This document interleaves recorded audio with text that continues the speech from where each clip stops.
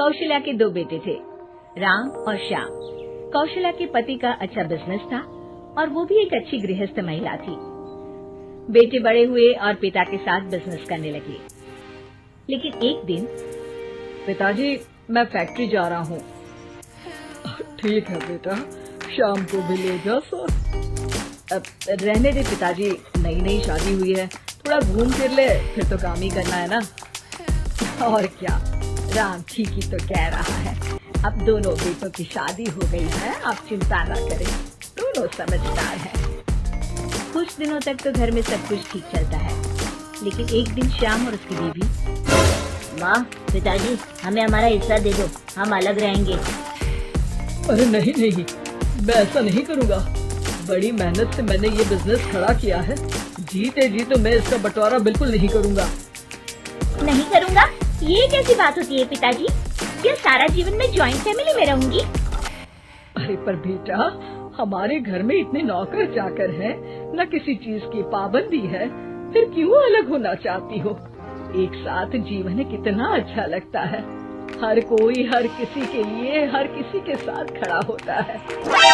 अरे माँ प्लीज, ये सब बातें करके वक्त जाया न करो। पिताजी आप नहीं देंगे तो मैं कानून का दरवाजा खटखटाऊंगा।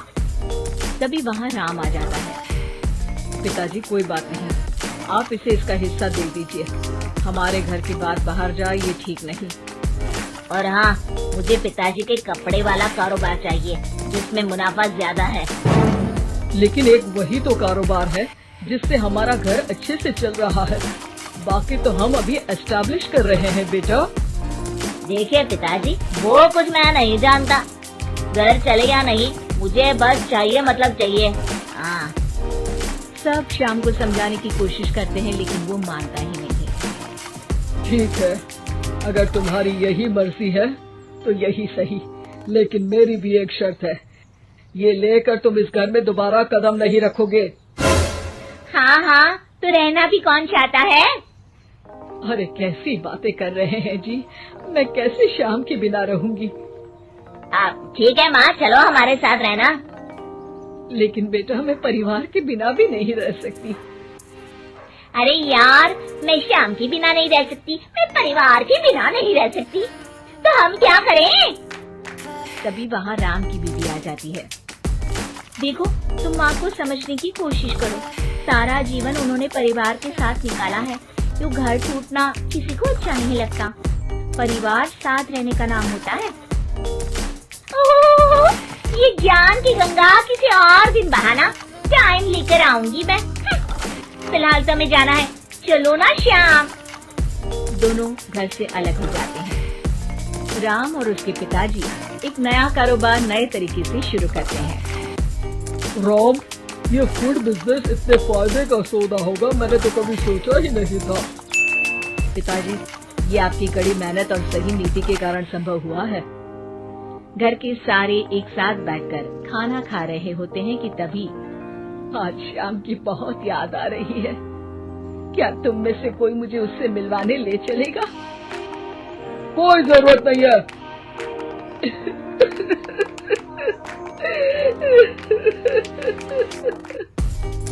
कौशल्या रोने लगती है कि राम बोल पड़ता है, माँ रो मत, मैं आपको कल उसके घर ले चलूंगा। अगली शाम दोनों श्याम के घर जाते हैं, जहाँ श्याम की बीवी साड़ी नहीं बल्कि स्कर्ट पहनी होती है। साथ में उसका भाई और माँ भी होते हैं। अरे आप लोग आइए आइए, मेरी माँ और भाई भी आए हुए हैं यहाँ पर। अब श्याम कहाँ है, वो दिखाई नहीं दे रहा। श्याम को देखने के लिए आंखें तरस रही है। अरे माँ जी, वो ना आज थके हैं तो सो गए हैं। अरे ये तुम्हारे भाई के हाथ में हमारे बिजनेस की फाइल क्यों है? क्यों है मतलब? परिवार का है, काम तो संभाल रहे हैं। कौशल्या सीधे श्याम के कमरे में जाती है, पर ये क्या, हट्टा कट्टा मोटा श्याम, उसकी हालत तो खस्ता सी थी। कौशल्या श्याम को पकड़ लेती है।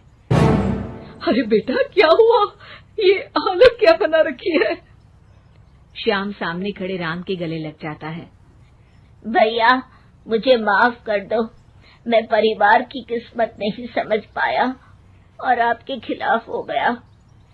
अरे पर हुआ क्या है? तब पीछे से श्याम की बीवी आ जाती है। होना क्या है और होगा क्या? कैसी बातें कर रहे हैं आप?